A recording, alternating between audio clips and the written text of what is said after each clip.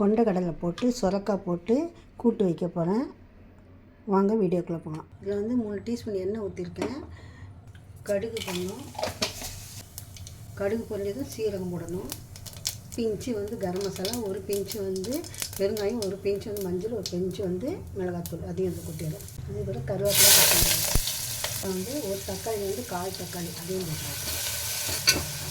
பச்சை மிளகா, காஞ்ச மிளகா, வெங்காயம், பூண்டு தட்டி போட்டுருவேன். கடுகு சீரகம்லாம் போட்டு தாளிச்சிட்டேன். அந்த சுரக்காய் அதில் போட்டுருவேன். அது தேவைக்கேற்று உப்பு போட்டுருவேன்.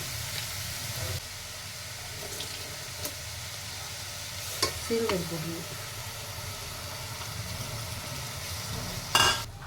அதுக்காக ஊற வச்ச சுண்டலையும் போடணும்.